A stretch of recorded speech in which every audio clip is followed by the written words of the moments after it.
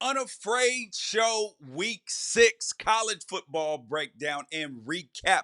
And we are going to break down all of the chaos from Week 6, including Vanderbilt's historic win over Alabama's Crimson Tide and Arkansas's comeback win against Tennessee Vols and Texas A&M dominating Missouri, Miami's escape, and the teams that are just cruising and plugging along like the Oregon Ducks, Penn State, and Ohio State. And you would actually be very, very surprised to see who is atop the Big Ten, ACC, Big 12, and SEC conference standings. But who is the biggest surprise? Plus, we got to look at the best and worst performances of the college football weekend. And of course, we update the Heisman leader list every single week. And we got to look at the coaching hot seat and much more in this new normal season. Let's get to the show.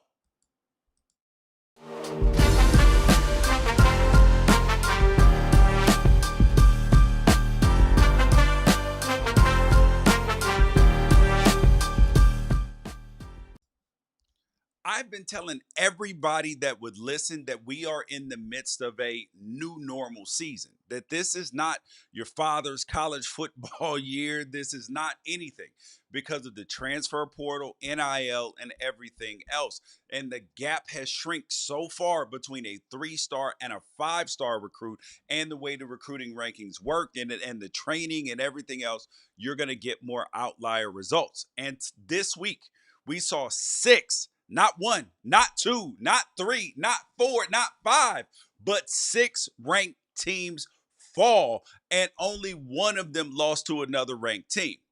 And we are watching. So we saw Alabama lose to Vanderbilt, Tennessee lose to Arkansas, Missouri lose to Texas A&M, Michigan get beat on the road by Washington, who was actually favored in that game where everybody was like, whoa, what the hell's going on here? USC traveled out to Minnesota, took an L, and Louisville lost to SMU as well. And the crazy part is, it is hard to win on the road, but it is even harder to win at this point in time. And now that we have the expanded 12-team playoff, it has given all the big name elite programs, everybody with one of them great logos on their chest, they were going to have a mulligan for this season. So there was going to be a chance that they got a chance to slip up and still be able to recover. But did we expect all of the mulligans to get used in one damn weekend? No, we did not.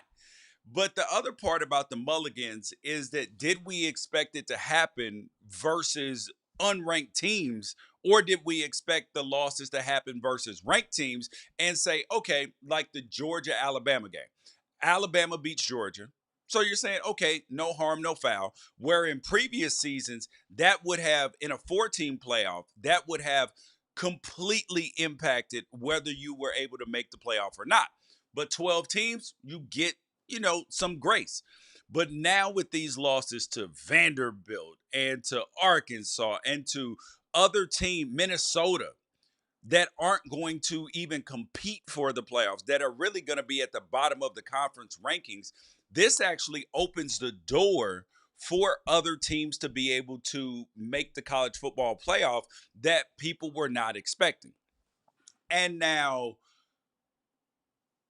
here are some teams really that lost in the beginning of the year that you would be surprised that are now back into the college football playoff conversation. And also, it sets up a huge game in 2 weeks. So those teams that are now in the college football playoff conversation are Texas A&M, because they lost their first game of the season to Notre Dame, and you were thinking, okay, this is a bad Texas A&M team, lost to Notre Dame. They're not going to compete. Well, now that Bama has lost, now that Tennessee has lost, they are back in the thick of things in terms of the SEC standings and being able to make the SEC championship game and finish in the top 3 or 4 in the conference, which likely will get you into the playoff. You got SMU over in the Big 12. When they played their first game against what was that, Nevada, there is no chance that anybody thought that they were going to be able to win. No chance. And then when they lost to BYU, it was like, oh my God, they lost to BYU. But now it turns out that BYU is not just a team, but they are a really good football team. And that puts a whole different spin on that loss. And Notre Dame, after that NIU loss, that Northern Illinois loss, they were completely written off as college football's top 12, but now they are right back into the hunt. And now this is actually going to expand the amount of teams that can make it from other conferences like SMU and the ACC, because people originally thought, okay, we're going to have four Big Ten teams, four SEC teams, and then we're going to, get the ACC champion, the Big 12 champion, and that makes 10 plus the group of five team that's ranked, and then maybe Notre Dame. But now we are in a situation where that might get expanded. And the game that sets up in 2 weeks is Nebraska and Indiana. That game. So Indiana is undefeated, and now both of those teams are back into the college football playoff hunt. Now, Indiana is undefeated, but people didn't recognize them as a potential college football playoff team.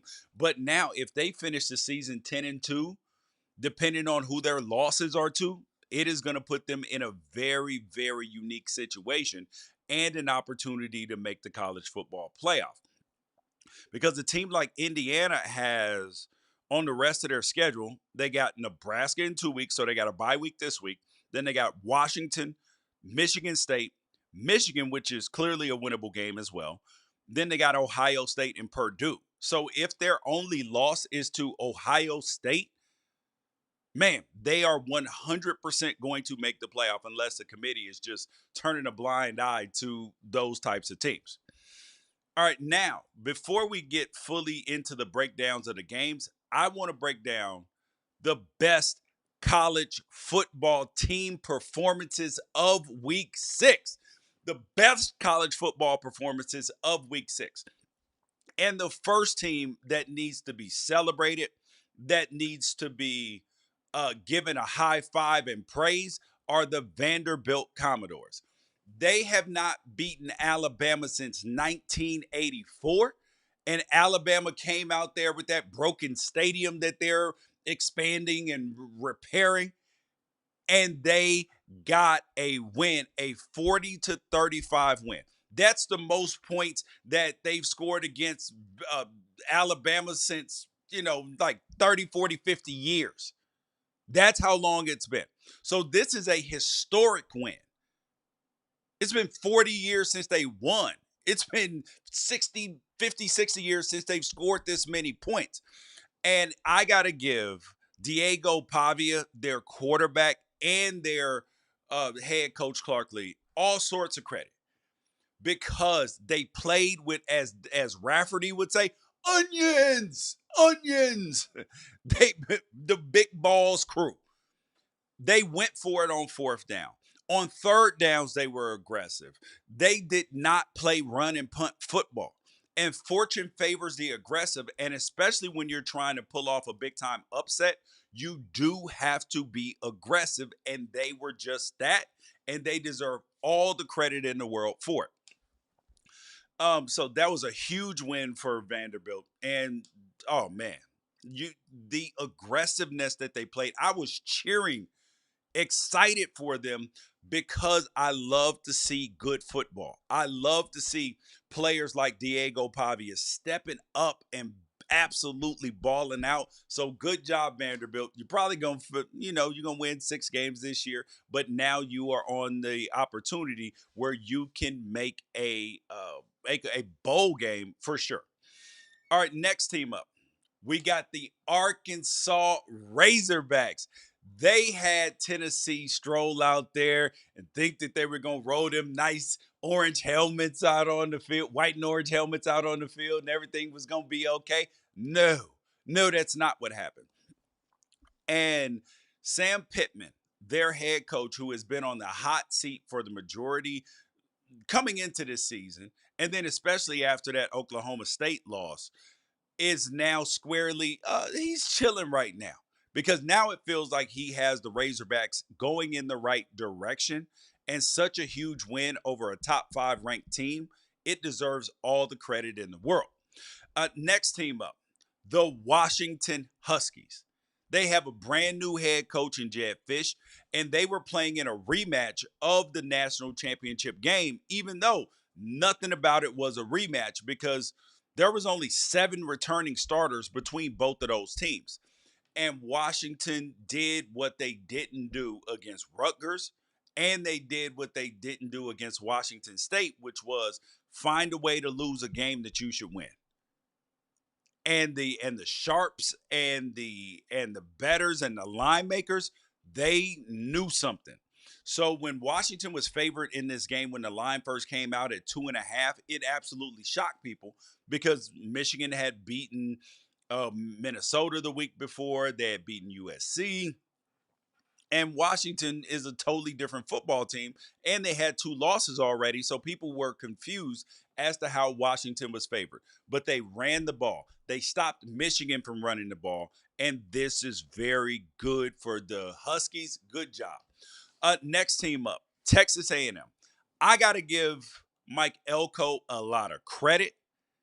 Huge win huge win against Missouri, a 41-10 win. This was an absolute domination. They went back to Connor Weigman now that his shoulder is back healthy in there, and they played really good football. This Texas A&M team, the way that they are currently constructed, now that Connor Weigman is not turning the ball over, well, he didn't in this game against Missouri, they have a legitimate chance to finish in the top 4 of the SEC.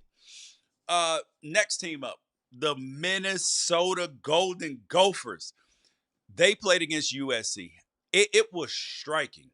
It was absolutely striking to me how they won this football game after the way that they performed against Michigan. Now, granted, they got hosed.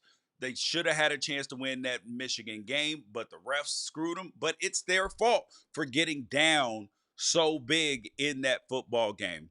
But that's the top 5 for the best performances in college football for week 6.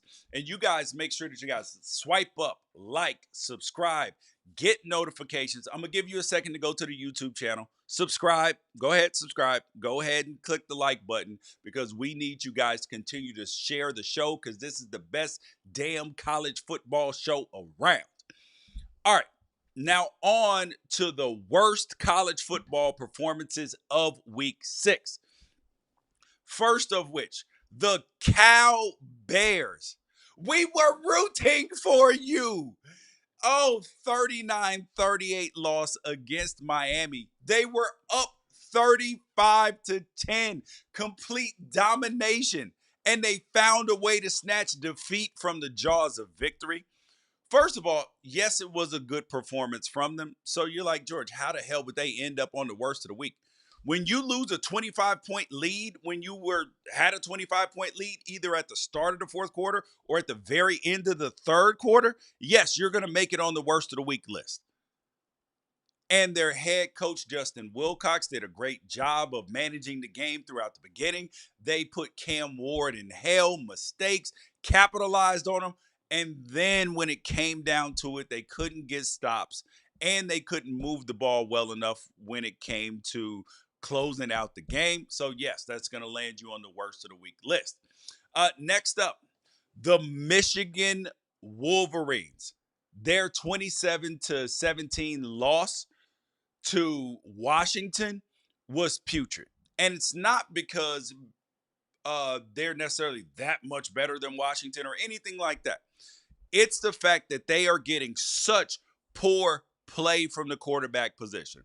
They started Alex Orji, let him throw 7 passes, and then benched him for Tuttle, and then he didn't throw the ball all that great either. They combined to throw the ball for over their last 3-game average, which was 83 yards. They threw for barely over 100, but that ain't good enough, especially in a game that you're losing. Oh, Listen, Michigan fans, I peeked over at the Michigan board. They are not happy with what Jerome Moore is putting on the field right now. So he has to figure out something with this offense. Maybe they need to go triple option or something until they find somebody who can throw the football. Next team up, Tennessee. Tennessee at Arkansas, 19-14. I was very, very surprised that the Tennessee offense has not taken better steps at this point in time. This is a good football team. Their defense has been good. They held Arkansas to 19 points. It was a comeback victory, but it's the Tennessee offense that's holding this team back right now. They got a redshirt freshman quarterback in Nico Iamaleava, who I like a lot, who's going to be a really good quarterback. But at the end of the day, you have to win the games. And these are the games that you're supposed to win. And Tennessee, who was ranked in the top 5 this week, the AP poll came out, has them in the top 8 right now still. This is not a top 8 football team. And when you look at the rest of their schedule, this could be a 3-loss football team. But just for week 6, not a good enough performance. Ends you up on the worst of the week list. Next up, Missouri. They got their head beat in by Texas A&M 41-10. And you know what the best part of this whole thing was? Was that there was a whole bunch of trash talking before during the game. You talk the trash, you got to back it up, and Texas A&M backed it up. But this Missouri team, they have been showing signs that they are not as good as some people think that they are. They absolutely struggled versus Boston College, and then they had trouble with Vanderbilt too. But then people will tell you, "Oh, but this is the gauntlet that is the SEC." All right, we will get into more of that in a little bit, but sorry, Missouri. Last team up on the list, the Alabama Crimson Tide. This was a historic loss, 40-35 against Vandy. It's been 40 years since they beat you, and you let them win. I think I saw a crazy stat that Nick Saban only allowed 13 points to them the whole time he was there. Oh, and this is where Kalen DeBoer, their head coach, is going to find out what it's like to coach in Tuscaloosa because they could have got over the Georgia loss, a close loss or a heartbreaker, but to lose to Vandy, that's going to be unacceptable. This is like one of them Marcus Freeman losses at Notre Dame, where they lost to Marshall when Marshall was unranked. They lost to Stanford, which was a 3-9 football team that year, and then to NIU. Yeah, this is one of them types of losses. Not good. And that is the college football worst of the week. All right, now I want to start though with when we break down the games and everything, that Alabama Vandy game. And Nick Saban would not have lost this football game. And sometimes I've watched Kalen DeBoer. Sometimes he gets a little pass happy, and that's not what Alabama is built upon. Now, I do believe that Kalen DeBoer is not a good football coach, but I believe he's a great football coach. And sometimes you have to adjust to your environment because he's been at Fresno State, he's been at Washington, and now he's at Alabama. And the way his roster looks at Alabama, there are times where he's going to be able to line up and just run people over. And he's got to be okay with that and to take the ball out of Jalen Milroe's hands a little bit and just feed the meter, feed the meter, feed them running backs until you win. And then it can open up your pass game a little bit more because Nick Saban, their former head coach, the Vandy crowd, they absolutely trolled Bama because of Nick Saban after they won that football game because they put up on the Jumbotron that quote from Nick Saban, him saying it on game day, where he said the only tough place to win, the only place in the SEC that's not tough to win is Vandy. And after that, they put it up on the board, played it over and over again. This is the type of thing that you Colorado, pay attention. This is the kind of game that you storm the field for. Okay? Etiquette. So for 155 years of college football, think about it. A loss to Vanderbilt by a contender at home or on the road, or to a MAC team, that would be a national title eliminator. Like that would put you out of the entire conversation. And now that's no longer a knockout punch that is going to put you out of it. And so I loved what I saw in this football game from Vandy. They're still not a great football team, but the most important thing that they are doing, they are competing. They are competing. And this is honestly what college football needs. And I know that the SEC people are there going to be like, oh, but see, George, see, look, see, this is why the SEC is the best conference. Look at the strength. If a Vandy can beat Alabama, well, are you sure about that? Because for so long, I was told that these sorts of losses, that this is actually a team playing their way out of it, that it's a conference playing their way out of the national conversation. So why for the SEC is this not them playing their way out of the conversation? Can anybody explain that to me? Because it seems like the same thing to me, that if Ohio State would have lost to the Indiana last year, or when Washington would lose to Arizona, or Oregon would lose to, or USC would lose to, Utah or something. They played their way out of it. So why is the SEC not playing their way out of it? And you're trying to spin it as the conference is so tough. Well, yes, the conference is tough, but it is also shaped like the Big Ten, where yes, you have teams at the top that are elite and really good, but a lot of these conferences, the majority of them are pretty equal and a lot more than people want to necessarily admit. And the SEC has a losing record in the non-conference over the last 2 years. So this is not a bash of the SEC. This is just I want us to understand when we're talking college football, because people will spin it at you. They will try to make you believe anything, for whether it's the TV networks, whether it is, people's individual bias. We try to bring you the truth here on the Unafraid Show. So is what it is. The next game up is a game that I was absolutely excited to watch. Oh Lord, I was excited to watch this game because I knew what was going to happen. And this is Miami at Cal, a 39-38 game.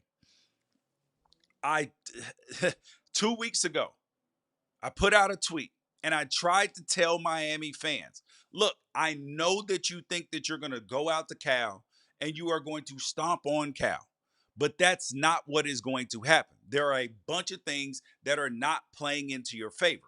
Number one, this game is on enemy territory. It's at Cal.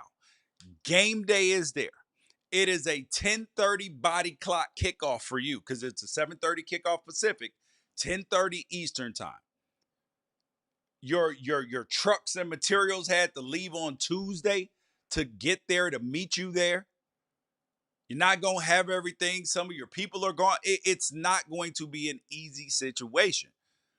And plus, Cal is much better than you think. They didn't want to hear it. And then I also told Miami fans that you are going to learn what it's like to see the full Cam Ward experience. And what I mean by that is the full Cam Ward experience is what you saw from him over the last 2 weeks versus Virginia Tech and now against Cal. You are going to have a guy who goes 35 for 53 for 437 yards and 2 touchdowns and then rushes for another touchdown too. That's what you're going to get. And you're like, hell yeah, sign me up for that. Well, you also got to sign up for some fumbles. You also got to sign up for an irresponsible and Will Levis intrusive thought moment by Cam Ward where he threw that interception, because he's going to make incredible plays, throw for a lot of yards, and then his inner Will Levis intrusive thoughts are going to break through, and then he's going to have a bad moment or a couple of bad moments throughout the course of the game. But the dude was absolute nails on fourth down. I think he had like 4 or 5 or 6 fourth down attempts. He was nails on them. He makes big throws and makes plays when you need them the most. And this Miami defense stepped up at the end of the game when they needed it the most. And this pass rush was able to get after Fernando Mendoza. They ended up only with 2 sacks, but they did have 7 tackles for loss. They had some pressures. This Miami defense was able to step up. And they held Cal's rushing game in check, only let him run for 73 yards. This Miami defense is pretty damn good. My only question, though, as it relates to this Miami team, which is now the cardiac Canes, is can these mistakes that you guys are making, are they going to be able to? Are you going to be able to fade those or play clean when you play top tier competition? Because on their schedule, when we look at it, they have 0 ranked teams. There is this this team, Miami, will not play a ranked team the entire season. At first, it was only Louisville, the team that they were going to be ranked, but now it's none at this point in time. Syracuse, their last game of the season, is their only hope, and that's not likely. So when you have to play no ranked teams throughout the entire college football season, are you going to be ready for the playoff? Because you're not going to be fully tested the way that you need to be. All right. Next thing up, I got to get to the Heisman rankings, the Heisman ballot, because this is one video that we put out every single week that sometimes gets a lot of traction and gets people a little bit upset. So here are my Heisman rankings through week 6 in college football.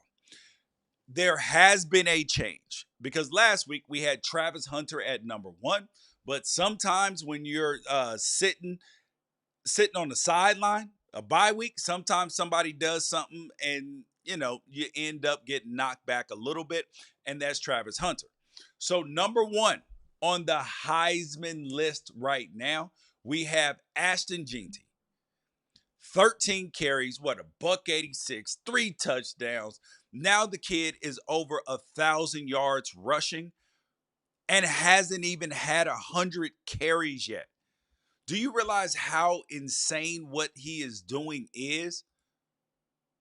Do you even realize it?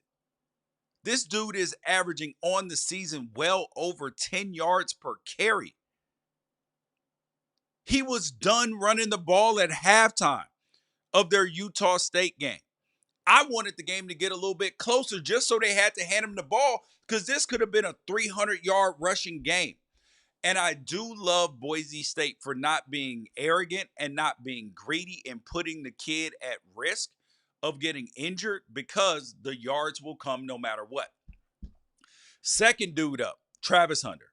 Colorado had the week off, so he's going to get a chance to rest, rehab, and rehabilitate his body because playing 100+ snaps every week is taxing on the body. Now he gets a chance to have a week off. That doesn't mean he did anything bad, but Ashton Jeanty, bro, that kid is just the muscle hamster, but better, it seems like. So that's Travis Hunter at 2. Number 3, we have a new entry into the Heisman list, and people are like, who the hell is it? It is Cade Klubnik over at Clemson. There is not a chance in hell if you had asked me before the season if I thought that at any point in time in the season I would have Cade Klubnik on my Heisman ballot so far. But truth be told, he's playing his best football right now, completing 64% of his passes, 14 touchdowns, 2 interceptions, and he's carrying himself with a swagger of the best football player on Clemson's football team. And people aren't talking about Clemson right now. They're not. They are just chugging along. They are now up to number 10 in the country. They just beat Florida State. They've already so and that Georgia loss, that 34-3 Georgia loss looks really bad. But at the end of the day, they get a chance to rebound and can still make the college football playoff, and that's going to give Cade Klubnik a chance to win the Heisman. All right, number 4. And this week, we only have 4 people on this list. Nah, I'm lying. We got 5. It is Cam Ward because this is the full Cam Ward experience. And I told you guys that. The Cam Ward experience is you're going to have some greatness. He's going to throw for a lot of yards, do some great things. He was 35 for 53 for 437 and 2 touchdowns and rushed for another one. But he threw a pick six, a nasty one. He's going to have some fumbles. He's going to take some sacks. He's going to do some weird things. But if he is able to get Miami through unscathed as the linchpin for why they're winning, then he's going to have a shot. And he reminds me of like a guy like J.R. Smith when he was in Denver. He'll shoot you in the game, then shoot you out the game, and then hit the game winner. That's Cam Ward. And the 5th Heisman spot this week, it's vacant. It's vacant. It is empty because we could put Jalen Milroe there, but he didn't really have a great game against Vandy. We could put a guy like John Mateer there. Can't put him there right now. So now there are some Nico Iamalava, who was my dark horse guy. Can't put him in there right now. Miller Moss can't put him in. There are a lot of people that have a chance to occupy that spot. But truth be told, nobody really wants it right now. Could have put Dylan Gabriel in that spot. 2 nasty picks in the game, even though Oregon rolled. So that 5th spot this week in the Heisman ballot is vacant. It is a whole bunch of question marks. And that's we always going to keep it a bean around here. All right, next game up that we got to talk about, Michigan's 27-17 loss to Washington at Washington. Michigan has a problem on their hands. They have a quarterback problem. So they brought in Alex Orji and to start this game. He was 3 for 7 for 15 yards. They bench him. They bring in Jack Tuttle. He goes 10 for 18, 98 yards, touchdown, and a pick. Mind you, Michigan was losing this football game at halftime. They went up 17-14 at the end of the 3rd quarter and then gave up 13 points in the 4th quarter, and they couldn't recover. They couldn't run it the way that they wanted to. They couldn't throw it. They tried to come back the same way that they did against USC. Run the football. But Washington, they sold out against the run and were able to get the necessary stops. And I told y'all in the week preview of this game that this Washington team is better than the losses that they had against Washington State and Rutgers, because they outgained Rutgers by 200 yards plus in that game, and they should have beat Washington State. So this Washington team under Jed Fish, if they stop making bonehead decisions, they could be undefeated right now. Are they a great football team? No. But are they a tough out and a good football team? Yes. Because their quarterback, Will Rogers, is not making poor decisions. He had his first interception of the season this week, but wasn't costly, and they were able to win. And Jonah Coleman, their running back, we talked about Ashton Jeanty and everything, but Jonah Coleman, this dude is going to be an absolute dog in the NFL. Think Braylon Allen over with the Jets, who was at Wisconsin. He's one of them unsung guys. Next game that we have to talk about is that Tennessee-Arkansas game. Whew. Because this Tennessee team has not been in sync like that. Think about back to that Oklahoma game. And when Tennessee fans, they got on here and they tried to tell me, Oh, listen, George. The only reason why they scored, I think it was 25 points in that game, was George. Josh Heupel took his foot off the gas. I'm like, you didn't have enough points to take your foot off the gas. But if that's what you think, okay. But I'm not buying it or believing it. And then as I started dissecting this Tennessee roster, and I'm looking at Nico right now, their young quarterback. I'm like, the kid's okay. He's not playing great, but he's also not playing poorly. And then I was thinking, okay, next year should be the year. But then when you go down this roster, you're like, ooh, this O line, it's gonna need a little bit of patchwork. And then they're gonna lose some defensive guys as well, some wide receivers to the NFL. So you're like, it's actually it could be a team that needs to get it done now because next year they'll be in a similar spot, which is a potential 3 losses. So now that they've lost this Arkansas game, people are wondering, is this Tennessee team still a playoff team this year? I'm going to go with no. Because when you look at the rest of their schedule, they got Florida. Florida's playing significantly better than they were. Tennessee is a team that will get you down in the mud and wrestle you. And this Tennessee offense has shown they're not quite as explosive as they had shown against a bad NC State team and against the bad competition that they've played. Because they weren't able to do it against Oklahoma, weren't able to do it against Arkansas, and neither one of those is elite defenses. And also they got Bama and Georgia left. So this feels like a team that is headed for 3 losses. But I did say, and I still am standing by it, it is feeling a little more sketchy though, that Tennessee would beat either Bama or Georgia this year. So I'm still standing on business on that one, but I don't feel quite as good about it. Just saying. But I also want to talk about the yo-yo that has been Sam Pittman. Because there's a lot of people that wanted Sam Pittman fired in this offseason. And he came into the season on the hot seat. And that seat I thought was going to be an ejecto seat once they lost to Oklahoma State. Because you were like, okay, they lose to Oklahoma State. Even though that they were ranked at the time, you're like, I don't know. Then they come back and get a win after the Oklahoma State game. Then they lose to Texas A&M.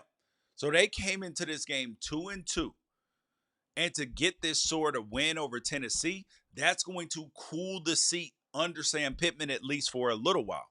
But the rest of their schedule, they don't have to be unscathed, but they do. Like Arkansas can't be getting their doors blown off. That's the difference in what's going to be expected out of Sam Pittman. So now they're sitting at 4-2 with their only losses to Oklahoma State and Texas A&M, a 4-point loss to Texas A&M. 2 weeks from now, they got LSU, winnable game. They got Mississippi State, game you should win. Then they got Ole Miss, Texas, Louisiana Tech, and Missouri. So I'm not sure if they are going to be able to, do anything else. Well, beyond 7 games this year. All right, next game up. Lord have mercy. USC went out to Minnesota and caught an L after being, 8, 9-point favorites? Oh, this is not it. This is not it. USC fans are mad as hell right now. Mad as hell. Went over to the message board. They're like, what is the difference between Clay Helton and Lincoln Riley right now? Except for the fact we were paying one dude who started on a $3.5 million salary before we gave him a raise to $5 or $6 million, versus a guy who started out on a $100 million contract. They damn near have identical records. I think Lincoln Riley might have one more loss through this chapter through that same amount of games. Because Lincoln Riley, I believe, has 10 losses to this point, where Clay Helton only had 9. And this is not what USC was expecting, because I'm close to some USC people, and they're looking at this team like, bro, what is going on? You look at this schedule, they were expecting 10 plus wins. And now that they've lost to Michigan and Minnesota, they were not expecting that Minnesota loss. Now they got Penn State going to the Coliseum next week. Maryland, Rutgers, who beat Washington. So if you don't bring your A game, you can lose that one. Then they're at Washington on November 2nd. So it's going to be cold, could be rainy. If it's a night game, they could have problems. Then they got Nebraska, tough out. They should beat up on UCLA. And then they got Notre Dame. What? If they can escape this season 9-3, that would be, it wouldn't be a miracle, but it would. USC fans, you should feel good if you finish this season 9-3. That's probably where you're headed at this point in time. But this Minnesota offense, and I have been highly critical of PJ Fleck and this Minnesota offense because I believe the dude is a good coach and his team is sitting at 3-3. And I am absolutely surprised, right? It would be a problem for me if I were a Minnesota fan and we had not put together a better offense up to this point. That's the thing. It would be a problem if in PJ Fleck's fifth, sixth year there, that we have not put together a better offense, a competent offense. But now the offense is getting better, but now it feels competent and not good because they have their best quarterback they've had since PJ Fleck's been there and Max Brosmer. And they went and they ran over USC. 40 carries, 193 yards, 3 touchdowns. And then when you look at USC's rushing, that's the part that gets confusing. They ran the ball for 6.2 yards a carry. Woody Marks, 20 carries, 134, 6.7 yards a carry. So why are we throwing the ball 38 times when you're having that level of success running the football? And then you had Quinton Joyner, who had 4 carries for 44 yards. So you are gashing Minnesota running the football. Sometimes offensive coaches, and this is play callers, sometimes you will have a bad sequence or a bad part of the game. And I think that USC got a little pass happy in this game, and it didn't work out. Miller Moss turned the ball over, threw 2 interceptions. So yeah, that was not going to cut it. And this USC team, I think what they fall out of the top 25? Yes, they are out of the top 25 right now with Penn State showing up to the Coliseum. And watch, we're going to break it down this week, but this feels like one of them games that USC might actually end up shocking Penn State because Penn State's defense is excellent, but their offense, very Minnesota-ish. Very Minnesota-ish. Maybe Minnesota's quarterback, he might be better or at least equal to Drew Aller. I'm just saying, don't get mad at me. Don't kill the messenger. But this Minnesota team, you would have expected USC to win because their losses were to UNC, Iowa, and Michigan. And Iowa knocked their head in. Close game week 1 against UNC. Well, week 0 versus UNC. And then Michigan's game, that was a game where Minnesota was able to come back, but they got dominated. Just saying. But speaking of those coaches, though, we got coaches that may be entering the hot seat. Some of them came in with a lot of pressure. But let's look at there are 5 coaches I want to point out and their records over the last 12 games. So you got Sonny Dykes over at TCU, who got TCU to the playoff 2 years ago. And they were able to beat Michigan and then lost in the national championship to Georgia, just got beat up. But still, TCU fans were very happy. Well, in their last 12 games, Sonny Dykes is 5-7. Look over there at Auburn. They got rid of their old coach, bring in Hugh Freeze, thinking that he's going to be able to turn things around quickly. And granted, this does not mean that I believe that these coaches should be fired or anything like that. This is just an observation of what has happened because the data is the data. You got Hugh Freeze, 5-7 in the last 12 games at Auburn. Billy Napier at Florida. We knew that this season was going to be a rough season. They got a big win this week, but he's 5-7 over the last 12 games. Sam Pittman at Arkansas. I asked, did this win bring him off the hot seat? But he's 5-7 in the last 12 games. And then the last guy is Lincoln Riley, 5-7 over the last 12 games. I don't think USC fans, and mind you, they've only played 5 games this year. So that takes you back to last season. I'm just saying. Just saying. And that was when you had Caleb Williams. Don't shoot the messenger. And we're going to talk more about that this week because that's an interesting thing that we are going to have to break down.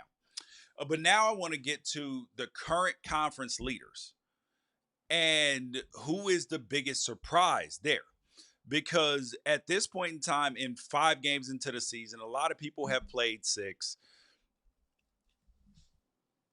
Who we expected to be at the top of the conference versus who's at the top of the conference are 2 different things. Prime example, Clemson is 3-0 in the ACC. Now, is that surprising on its face? No. If somebody had told you that Clemson would be 3-0 in the ACC to start the season, you'd be like, okay, cool, not unbelievable. But then I tell you that they lost to Georgia 34-3.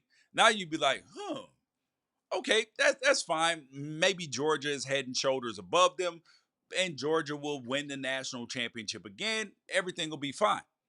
Well, let's scroll on down to the SEC rankings, the SEC standings. Texas A&M is on top of the SEC right now at 3-0. At 3-0. And then you got Texas, who's 1-0 in conference. Then you got LSU 1-0. And you're like, hold on, George, have Bama and Georgia played conference games? Yes.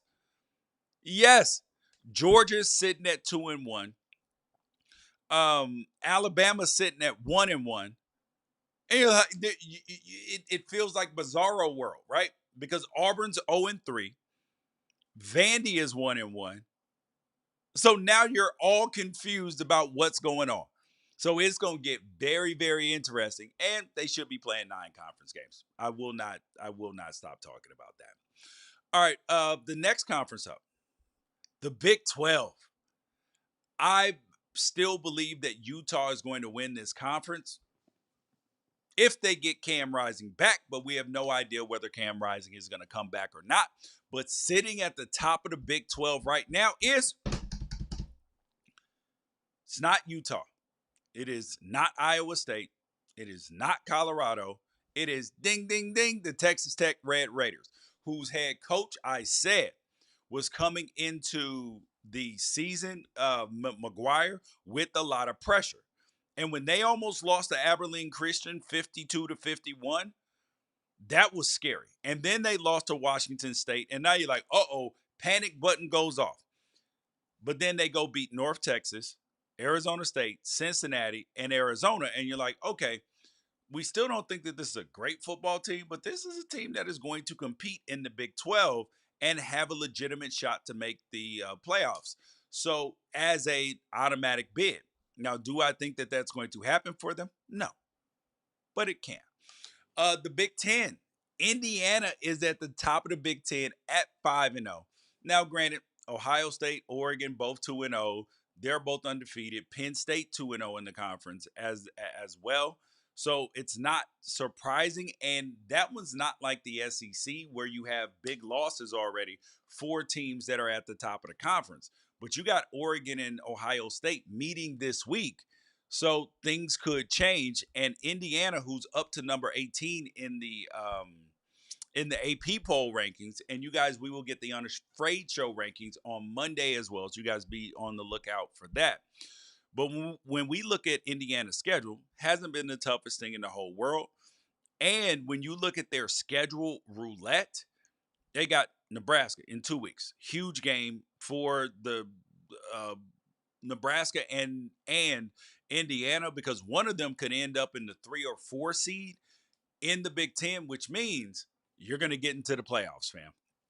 So you got they played Nebraska. They got Washington, Michigan State, Michigan, Ohio State, and the only one of those, and then Purdue. And the only one of those games that does not look necessarily winnable is the Ohio State game. So Indiana could be punching their ticket to make the college football playoff. We got Army 4-0 in the AAC. What? So we might be looking at Army as the group of five representative? Uh-oh. In the Conference USA, Liberty and Sam Houston. And remember, in my original back in the spring, I had Liberty making the college football playoff as it, but Boise State has stepped up big time. The MAC, there's a 7-way tie at 1-0. So there it is. Oh, and the Sun Belt ULM is 2-0 as well. So that's the conference standings. Now I want to talk about some teams that rolled this weekend that are in the college football conversation in terms of teams that are going to get a chance to make the college football playoff and potentially win a championship. So you got the Penn State played UCLA. UCLA traveled out there. It was a 27-11 victory. And now put that on the heels of Oregon's 30 something to 13 victory over UCLA the week before. And now you're looking at it and you're saying, okay, when you're trying to, and I know that the transitive property doesn't work in college football, but we naturally do it in our own minds when we're like, how did that work? How did other teams beat other teams? And that Oregon UCLA game was 34-13. So this was a 27-11 victory for Penn State. And you would have, and this was a 0-0 game at the end of the first quarter. But this was another game where Drew Aller, he was cool, 237 yards and a touchdown. But Penn State was not able to run the ball effectively against UCLA. So that's 2.8 yards per carry. So now that's going to be of great concern as they head out to USC next week. So that's something that we got to watch and pay attention to is what's going on with this Penn State team and how and what they really are. Because I, even though that they have had some big wins, they've played, they have beat West Virginia, who just got a huge win this weekend. They beat Illinois, which we believe is a good football team, and they beat UCLA and Bowling Green, who's giving people a lot of trouble. So we're not quite sure who or what this Penn State team is yet, but this was clearly a huge victory for them. All right, the next team up that we want to talk about is the Ohio State Buckeyes. And Ohio State, they got a chance to play Iowa this week. And first of all,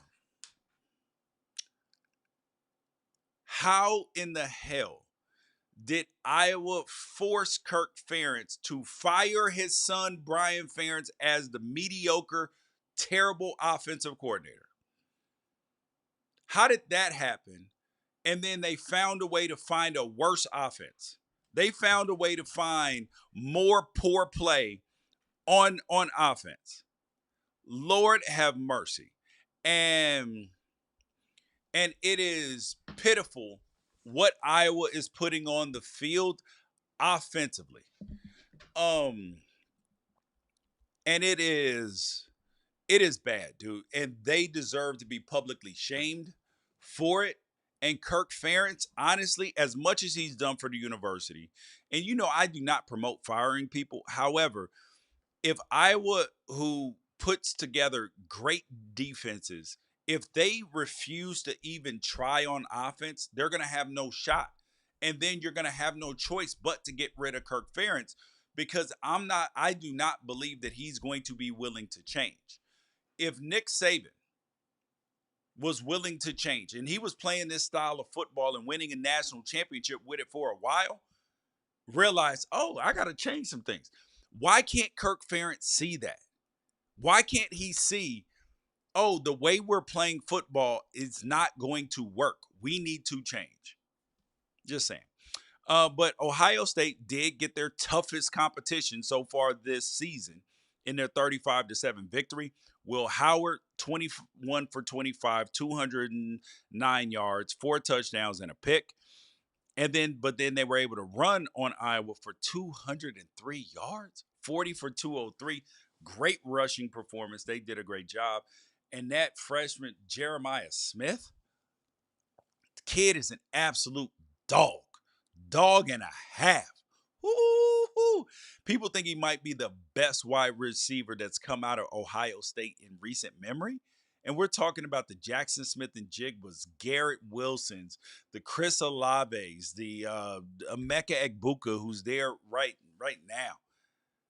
Bro, that is absolute high praise for that kid. And he showed it this weekend, had a nice one-hand catch for a touchdown.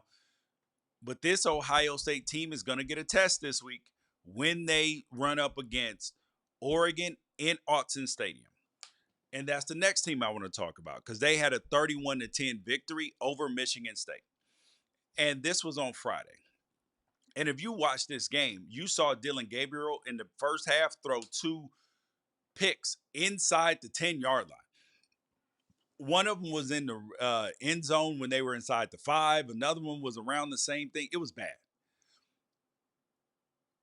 But Oregon still won the game 31-10. And Michigan State didn't even score a touchdown until like 5-6 minutes to go in the game with the backups. But this Oregon defense put Michigan State in absolute hell. In absolute hell. They finished the game with 5 sacks, 6 tackles for loss, and then they had another 6 tackles that were probably not for loss, but that were tackled for no gain right at the line of scrimmage. So this was an impressive victory on the defensive front. But at the end of the day, the my biggest question about this Oregon team is about them on offense. Because we have not consistently seen an offense that is moving the ball, drives, explosives, everything else. It has not been as smooth as the Bo Nix years. And they are going to get put to the test versus Ohio State. Now, if this game is close, loser doesn't take a penalty at all. You're still going to be a very highly ranked team. Is what it is. You will, if you win out, you get in the college football. Well, you get in the Big Ten championship, and then you get in the college football playoff. Just is what it is. So we're gonna find out everything about both of these teams because when you look at the best team that both of these teams have played, if we're being honest, it's probably Boise State. Boise State would probably beat Oregon State, UCLA, Michigan State, and Idaho, which they've already played.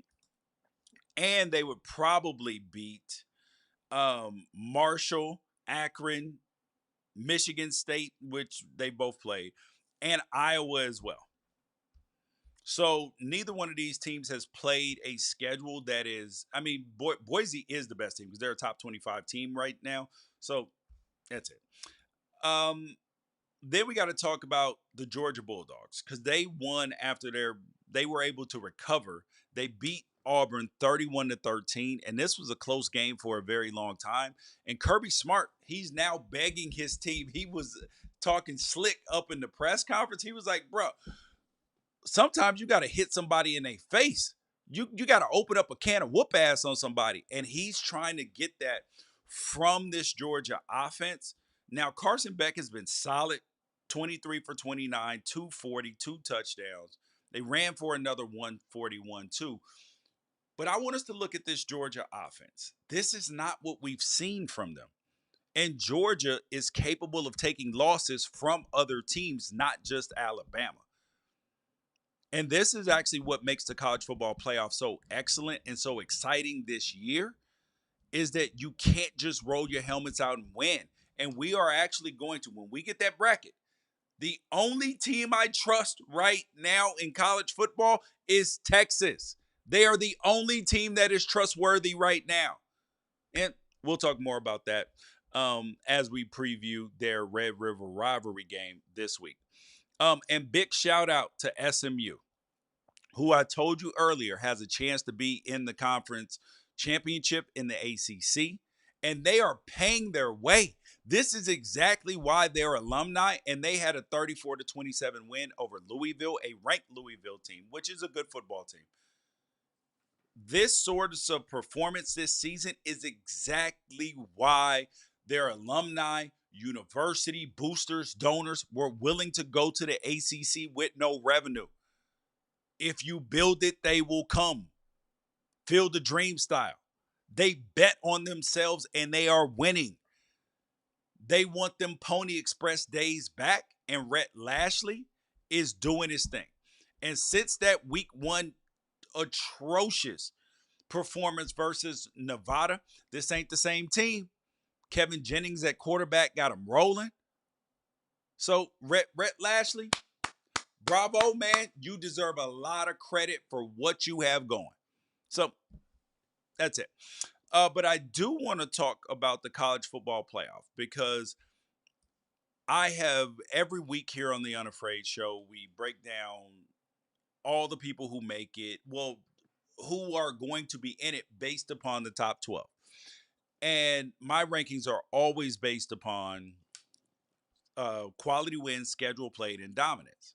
So this is why we're able to have more of a predictive model about, like, it's not a prediction forward because it's based solely on what teams have done already. So then it's easier to pick winners and losers because we're judging it off what they did and not what their potential is. And so that's always why teams are ranked lower in our poll than they are in others at times, or sometimes higher. But you guys, that is the Unafraid Show. Week 6 wrap up. More content here on the channel on Monday, on Tuesday, on Wednesday, on Thursday, on Friday. Then we watch the games on Saturday. So make sure that you guys like, subscribe, tell a friend about it, get notifications. Peace out. Catch you guys later.